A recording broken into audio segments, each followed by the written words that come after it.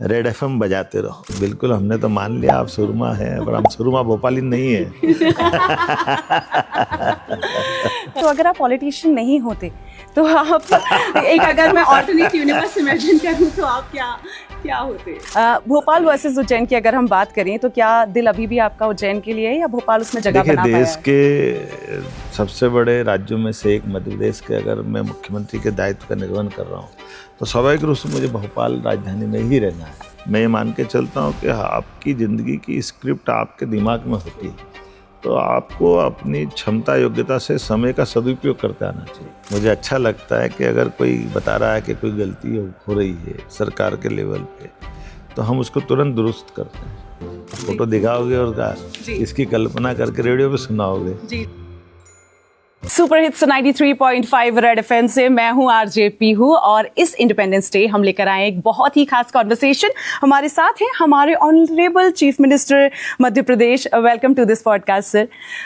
पिछली बार जब मेरी आपसे बात हुई थी तो आपने कहा था कि आरजे पीहू बहन हमारी है, इनको खूब आप सुना करें, और उसके बाद इंस्टाग्राम पर मैंने वो वीडियो पिन कर दिया और बहुत अच्छा रिस्पॉन्स मुझे लिसनर्स और व्यूअर्स की तरफ से मिला। इस बार हम रेड एफएम पर आए हैं कि रेडियो की असली सूरमा आरजे पीहू, और हम कोशिश कर रहे हैं अच्छे अच्छे कॉन्वर्सेशंस हमारे लिसनर्स और व्यूअर्स तक पहुंचाने की। हम एक और चीज़ के बारे में जानना चाहेंगे कि जेंजी से आपका लगाव और उनकी तरफ जो इन्वॉल्वमेंट है वो आपके इस कैंपेन से दिखता है, Fridays for the field.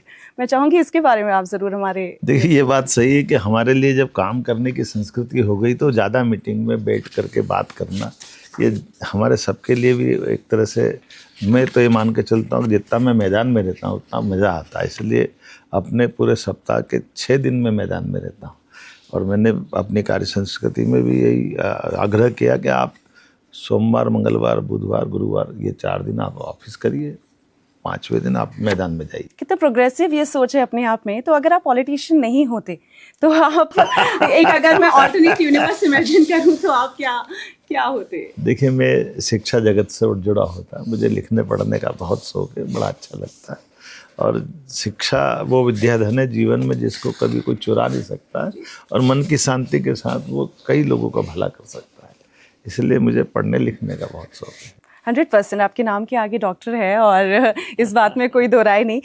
Bhopal versus Ujjain की अगर हम बात करें तो क्या दिल अभी भी आपका उज्जैन के लिए है या भोपाल उसमें जगह बना पाया है? देश के सबसे बड़े राज्यों में से एक मध्य प्रदेश के अगर मैं मुख्यमंत्री के दायित्व का निर्वहन कर रहा हूँ तो स्वाभाविक रूप से मुझे भोपाल राजधानी में ही रहना है। और मुझे इस बात की प्रसन्नता है, भोपाल भी इतना खूबसूरत है कि हम मान के चलते हैं कि देश की किसी और राजधानी की तुलना भोपाल से करना मैं समझता जाती होगी। लेकिन ये बात सही कि अगर राज्य के अंदर के नगरों की बात करें तो हर एक नगर का अपना मज़ा है। मुझे जबलपुर में उतने मज़ा आता है जितना ग्वालियर में आता है। हर एक स्थान का आनंद है। इंदौर में भी उतने मज़ा आता है जो उज्जैन में आता है। फिर भी अगर हम अपने देश की बात करें तो कौन सी एक ऐसी जगह है जो आपने ट्रैवल की और आपको लगा कि ये जगह तो जन्नत है? वैसे तो हर एक स्थान वैसे ही है, लेकिन अंडमान निकोबार में जब गया वाकई वो बहुत खूबसूरत है, द्वीप समूह के बीच।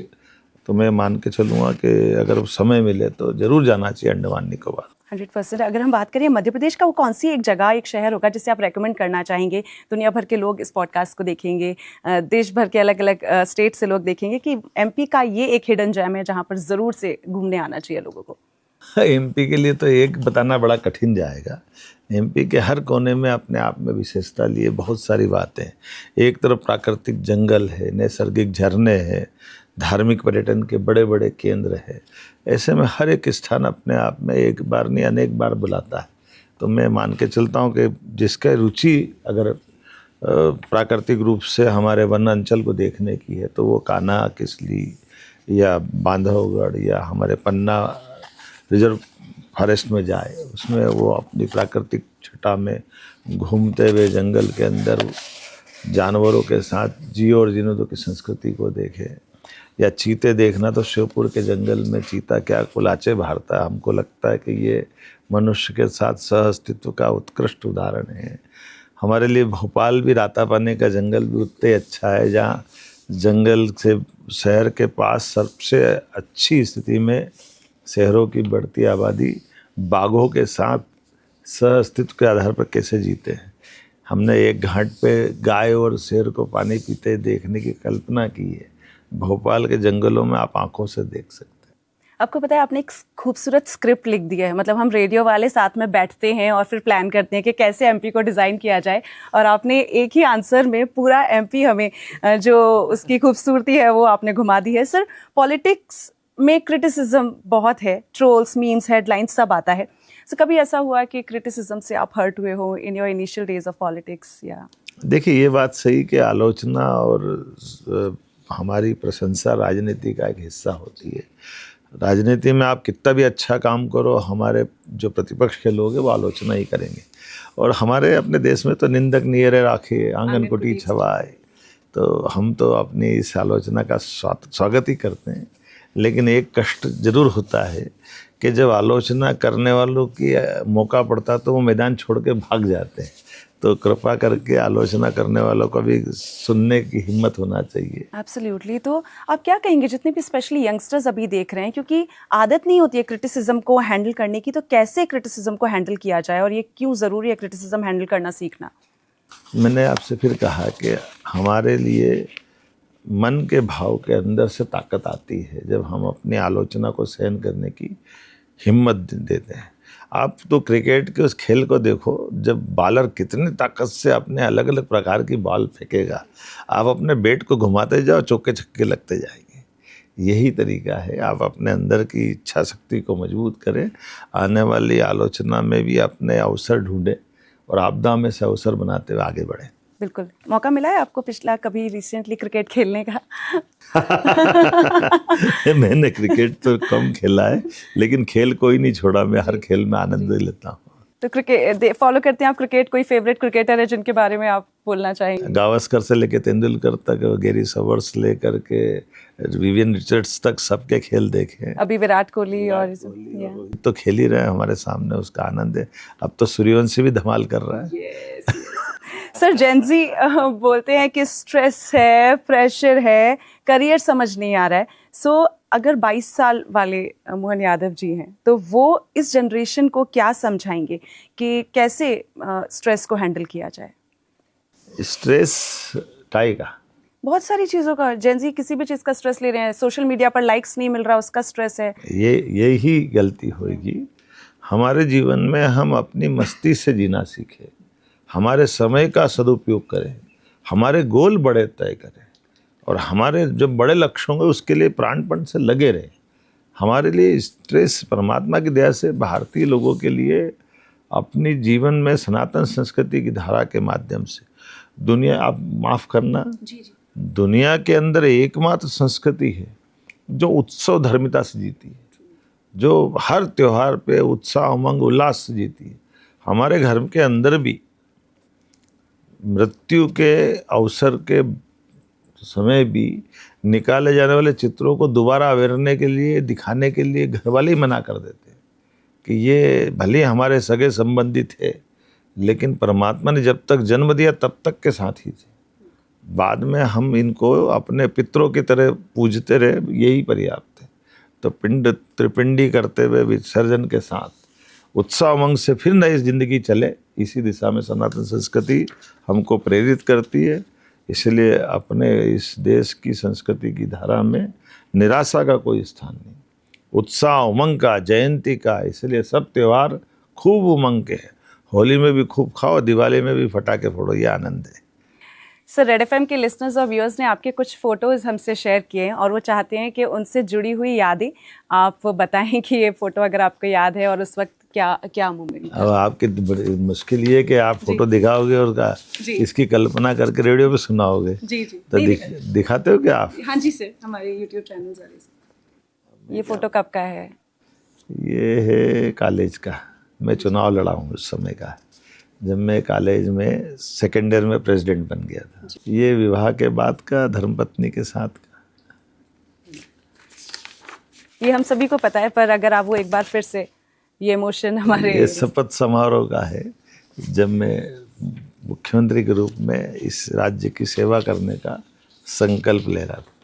Thank you so much sir. बहुत धन्यवाद। मध्य प्रदेश को हार्ट ऑफ इंडिया कहा जाता है। अगर आपको सिर्फ एक वजह बतानी हो कि हर इंडियन को लाइफ में एक बार एमपी जरूर देखना चाहिए, तो वो वजह क्या होगी?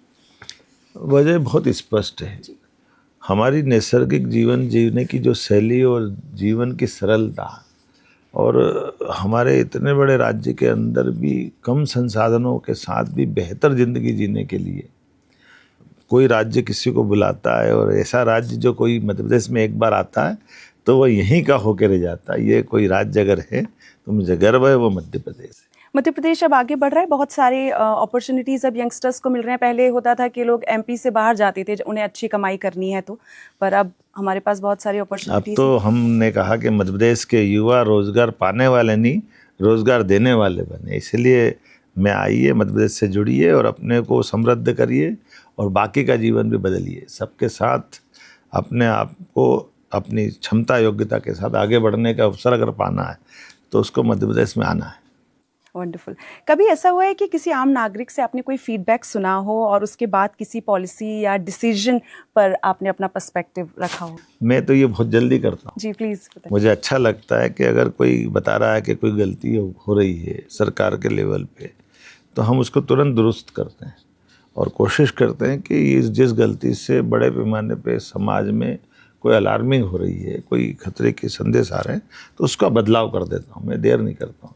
मैं मान के चलता हूँ कि निर्णय की त्वरित गति से ली जाने वाली कार्रवाई से ही शासन की सजगता परिलक्षित होती है, और सुशासन की पहली सीढ़ी है तत्परता के आधार पर हमको सजगता के आधार पर निर्णय लेने की क्षमता विकसित करना चाहिए। मुझे इस बात की प्रसन्नता है कि निर्णय लेने में जितनी हम त्वरित गति से चलेंगे, सफलता उतनी जल्दी आएगी। फ़ोन चलाने का वक्त मिलता है आपको? अगर चलाते हैं तो अभी क्या तक देखते हैं? चलाता हूँ। हाँ जी, तो क्या क्या देखते हैं? किस तरह के ऐप्स आपके फ़ोन में ज़्यादा हैं? बुक्स? मेरे पास तो सभी प्रकार के हैं। मेरे पास चैट जीपीटी से लेके ग्रोक्स तक, और वैसे भी मैं कोशिश करता हूँ कि सभी प्रकार के सोशल मीडिया के प्लेटफॉर्म पे मैं चेक करता रहता हूँ, देखता रहता हूँ। मेरे को पढ़ने का भी बहुत शौक है, तो बहुत सारा डेटा मैं अंदर रखता हूँ, जिसके आधार पर मैं अपने उस अध्ययन की दृष्टि से भी गौर करता रहता हूँ।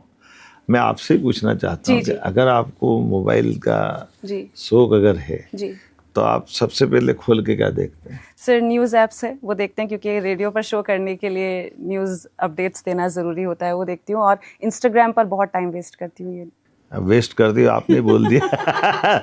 मैं इन्वेस्ट करता हूँ। जी, क्योंकि जब हम देखते हैं इंस्टाग्राम की सबसे जो खराब बात है वो ये है कि आपने एक रील उसमें देखा और उसके बाद आप माइंडलेस स्क्रॉलिंग करते हैं, तो मुझे बहुत ही कॉन्शियस एफर्ट लेकर इंस्टाग्राम अनस्टॉल करना पड़ता है, क्योंकि उसकी वजह से बहुत देखिए क्या होता है, हम अब में तो जरा विषय बदल जाएगा, अदरवाइज मैं मान के चलता हूँ कि आपकी ज़िंदगी की स्क्रिप्ट आपके दिमाग में होती है, तो आपको अपनी क्षमता योग्यता से समय का सदुपयोग करते आना चाहिए।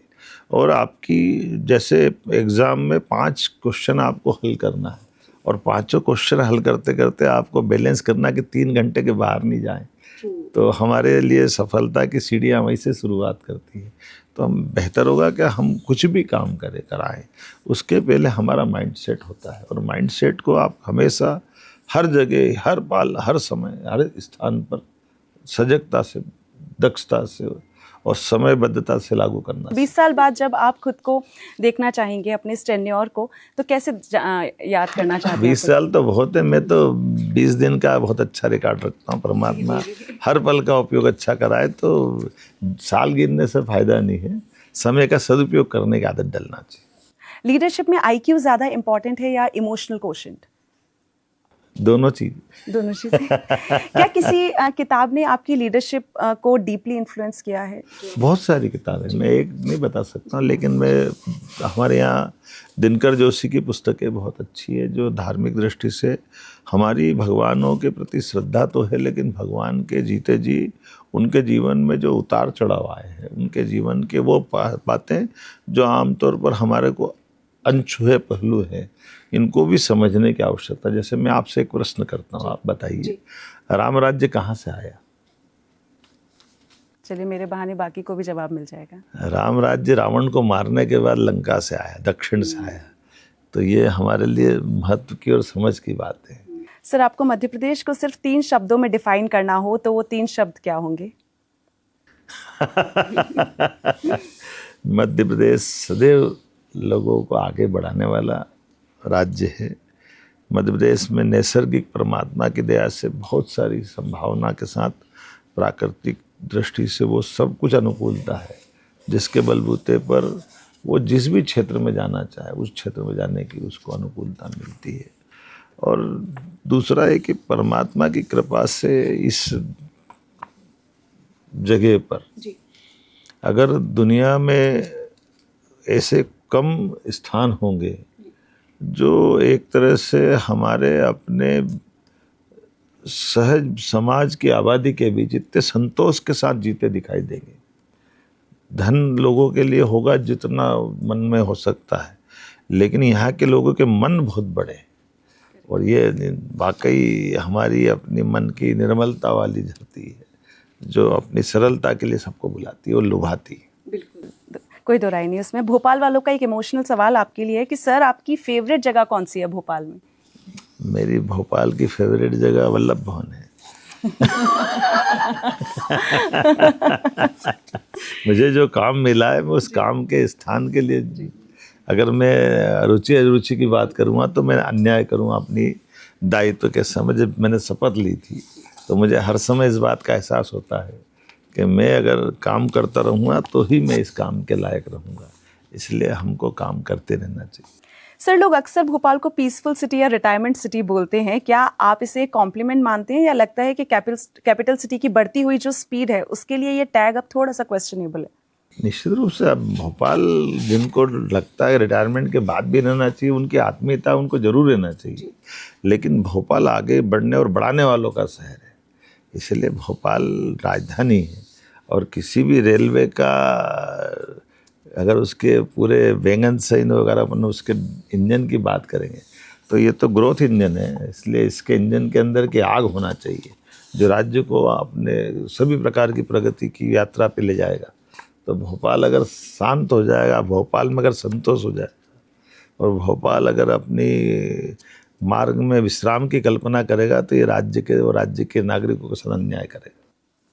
सर भोपाल में ट्रैफिक का रोज का चैलेंज बन गया है। डेवलपमेंट हो रहा है, प्रोग्रेस हो रही है, कई सारे स्कूल्स कॉलेजेस हॉस्पिटल्स बन रहे हैं, बट ये एक चैलेंज है जिसको आप दोनों चीज़ एक साथ नहीं कर सकते। आप भोपाल में अगर आबादी बढ़ रही है, भोपाल में अगर डेवलपमेंट हो रहा, भोपाल में अगर समृद्धि आ रही है तो ये चैलेंज आएंगे। लेकिन आपने देखा होगा कि आज भी भोपाल में समय के पहले मेट्रो चला दी है। यहाँ ये मेट्रो का चलना इस बात के लिए इंगित करता है कि सार्वजनिक परिवहन की सेवाओं को जो कल आवश्यकता उसको आज हम खड़ा कर रहे हैं।